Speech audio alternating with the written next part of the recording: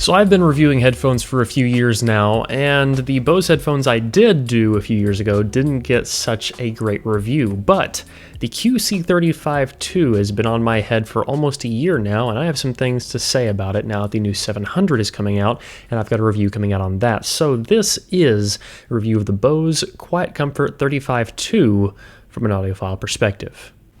As always, I got my notes here on my phone, so if you see me looking off screen, I'm checking these because I don't want to miss anything. This has been a lot of notes building up for a pretty long time to lead to this review, and I'm sure no matter what I say, someone is going to be upset with the results because Bose seems to be a very polarizing brand. Either you love it or you hate it, but generally in the audio community, people tend to dislike Bose quite a bit because it's more leaning on the consumer side.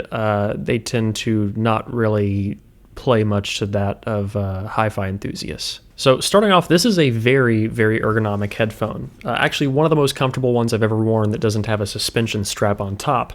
And this is because it is extremely light. The top is well padded. The ear pads are well padded. They're actually deep enough cups, which is great. And in some areas, I do feel like the plasticiness of the build does contribute to that because they have to make it light somehow. I feel like the pleather eventually will wear down, but so far it's actually held up pretty well since I've gotten this pair of headphones. So I'm willing to accept the downsides of the headphones being a little bit more plasticky, and they haven't broken yet. Now there is some metal in the construction, I believe on the sides here, because this tends to get a lot colder when it is cold outside, and these have been through a lot of use. I bring these with me on airplanes, I travel with them, all kinds of stuff, so they've definitely run through the ringer. And it's nice too because they do fold easily, which is great for travel, and you can get them to fold flat and fit in a reasonably small case.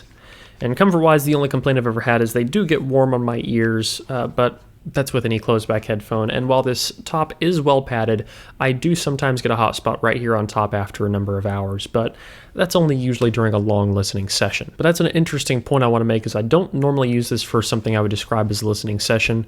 I usually use these making phone calls if I'm just walking around, and I just want to listen to music while I'm like cleaning my house, or if I'm working, I'll wear these because the noise canceling is nice. It helps me so I'm not distracted. And it is a lot harder to use most other headphones on a plane. And moving on, the battery life is absolutely great. I do use these very frequently, and I do have to charge them. I'd say probably once a week as a result, sometimes once every couple of weeks, but I do use them pretty much nonstop. If you're using them in Bluetooth, you're going to degrade the battery a lot faster, and I will talk about that in a minute. But first I want to talk about Bluetooth as a whole. It does pair very easily. I can just flip these on and flip on Bluetooth on my phone. It connects instantly. Same thing with my computer, Mac or PC, iOS, Android. These connect very, very quickly and easily. Bluetooth quality is slightly degraded over wired, as is with pretty much any Bluetooth headphone. Bluetooth still doesn't sound that good yet. That's just how it is. But the thing about this headphone is that it's not quite detailed enough for you to notice a big difference between Bluetooth and wired. And if you're running it wired, you're going to get a lot more mileage out of that battery life when it comes to ANC. If I run these wired all week, I don't have to charge them sometimes for several weeks. But when I use them wireless, I of course have to charge them more frequently. And I do use a combination of both. Now, the benefit of running them wired is if I am video editing or gaming or anything like that, there is a delay on Bluetooth. As with almost all Bluetooth, it's noticeable enough that if I'm doing, say, syncing up the audio of this microphone to this camera, I won't be able to do that properly on Bluetooth because of the delay between me seeing it on the screen and hearing it in the headphones. So if you're going to be editing or gaming with these, use them wired. There's a 2.5mm port right here, and you can plug it straight into a computer, DAC, or amp. Though they don't need the power of an amp at all. They're extremely efficient. These are made to run off phone. The switch on the side is great because I can tell when it's on and off just by, reaching and feeling it. I can look right there and see it is currently off. And the tactile buttons on the sides are also really good. They're extremely intuitive feeling. I am very happy with the controls on this. I know they changed it for the Bose 700. We'll see how I feel about that, but I like it as it is, and I don't think that really needs to be changed for any reason at all. Now, microphone quality, it leaves a lot to be desired, but it's perfectly acceptable for phone calls. I would never trust myself to be recorded on this audio, but it's perfectly acceptable for a phone call, which is most of what I use these for actually is phone calls, because it's extremely convenient. But let's talk about sound. That is the biggest thing. That's what I'm sure a lot of you are here for. So I'm pulling up my notes here for that. Sub bass on these headphones. A big thing you'll notice with them is they use DSP correction. It seems to be a popular theme with Bose to use DSP correction to make up for the faults of the driver or the enclosure or whatever it may be. So when you flip these on, they do sound a lot better than when they are off for two reasons, one of which being the DSP and two being active noise canceling, which in my opinion, a quieter listening environment does definitely help. So sub bass does feel a little bit artificially extended, which I can't complain too much about because I know they're using DSP in this. Bass in itself is definitely boosted, a pretty good bit boosted. Not bad like the DT1770s, but it is definitely boosted. It's kind of slow and sloppy bass, but it's not as bad as some other headphones I've heard that are more consumer, so I can live with it. And it's not quite overwhelming, but sometimes it almost feels that way. But I think they just barely stepped back on the line of being unoffensive, which is a recurring theme with this headphone. Now, also a thing throughout the lower range and mid-range, this is going to be a very warm headphone. Very, very, very warm headphone. So mid-bass does have a little bit of bloom as a result of that.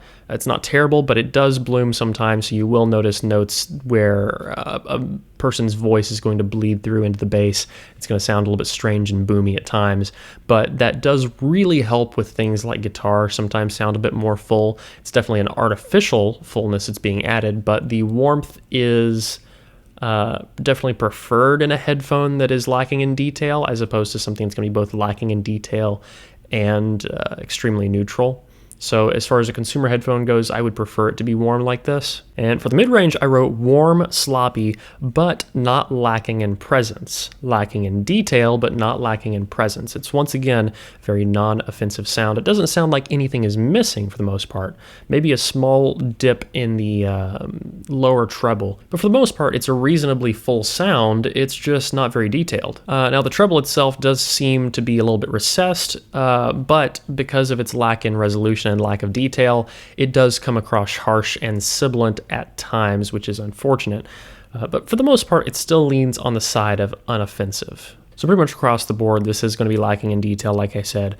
But it is just tuned right in frequency response. Like I said, just unoffensive enough that it's not ever really fatiguing, regardless of being sibilant at times. And the sibilance can be avoided by listening at lower volume levels, which the ANC certainly helps with. The ANC usually keeps me at lower levels than I would normally listen just because I'm in a quieter environment. Although it's worth noting that as you change the volume on these, the DSP also changes. At lower volumes, treble and bass are slightly boosted above the mid-range.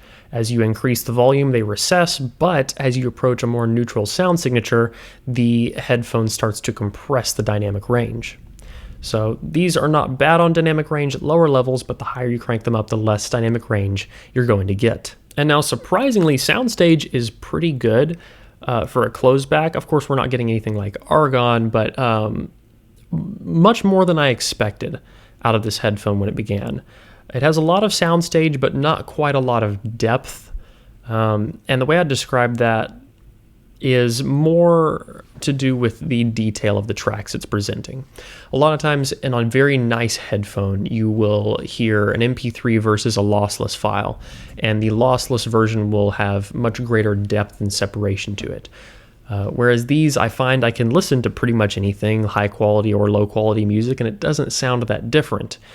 MP3s and FLACs alike, you could listen to Tidal on master quality, or you could listen to an MP3 that you have just sitting on Spotify or something like that, or even a track on YouTube, and it doesn't vary very much in these headphones. You can't really hear the difference that much, but as a result, you're not really picking up on the greater detail or the depth that you would be getting from those higher quality tracks, which is unfortunate, but at least it does allow you to listen to a greater variety of tracks. So there's that. I guess it depends on how you look at it. And beyond Soundstage, imaging is pretty great in every area except for center image. Center image is virtually non-existent, which is unfortunate.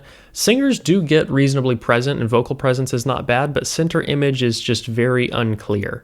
It's like there's a gap where things move from right and then they just pop straight over to left, which I was doing you guys' right to left, not mine. My left is over here.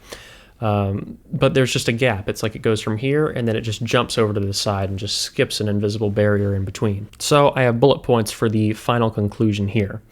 Overall conclusion is this headphone is extremely warm. It's very feature rich. Those things are nice. Let's go for the downsides first though. The main bullet points I've written here are that it is extremely poor in detail for the price. Headphones like the HD58X, which you can find on Mass Drop, is around $150, significantly more detailed, but it is open back, so you're not going to be using that on airplanes, but absolutely, by football fields, outperforms this in detail. Even headphones like the Generation 1 of the Creative Arvana Live, which is a biocellulose dynamic, which is around $69, $70 on Amazon, significantly outperforms the QC35 II in detail. But once again, you don't have active noise canceling, you don't have the comfort or convenience that you're going to be getting out of this headphone, so there's a trade-off there. The upsides here that I've written are that it's a very inoffensive sound, which, as we know, I've mentioned that a billion times. It is extraordinarily comfortable. And the active noise canceling is superb. There are headphones out there that compete on fronts of active noise canceling like the Sony MX3s, but I found those to be similarly lacking in detail. A lot of people, I think, mistake the treble spikes in the Sony MX3 for detail. I'm not really a big fan of those. And as much as I overall prefer Sony as a brand over Bose, I do think the QC35 II is a better overall headphone. And then the biggest thing that this headphone brings to the table is its convenience. You don't buy a Bose product for sound quality. You buy a Bose product for convenience. You buy their little cube speakers because they're surround sound, because it can fit in a living room on a bookshelf and look just fine. You don't need to set it up properly. You can just shove it in a corner and it works. You buy their headphones because they're convenient. They don't take any power. You plug it into your phone. It has a microphone, active noise canceling, Bluetooth. Great. Easy to go. Don't have to worry about a thing. A Bose product is not a product for an audio enthusiast. It's a product for a consumer who wants convenience. And as a product that offers a consumer convenience and comfort, this is top tier. Now, maybe the 700 will do better. We'll find out when the review comes out, which should be in about a week, roughly, I'm just going to assume. So we'll see. Don't hold me to that, but stick around just in case. But this plays the role of a convenient consumer product, and it plays that role perfectly. This is not a headphone for an audiophile, but I think that audiophiles could enjoy it if approaching it from that perspective. I know that I have, and I've gotten a lot of mileage out of this headphone as a result, and I think that a lot of you could too, which is why it has definitely earned a permanent place in my collection, especially as one of my daily drivers. So guys, I hope you liked this video. If you did, please leave a like down below and a comment letting me know what you want to see in the future. And as always, if you want early access to my videos, you can check out the Patreon linked in the video description, as well as our community forum where you can talk about this headphone and others like it, and others that sound a lot better. And as always, don't forget to stick around and subscribe for more videos like this in the future. Till the next one, guys. Peace.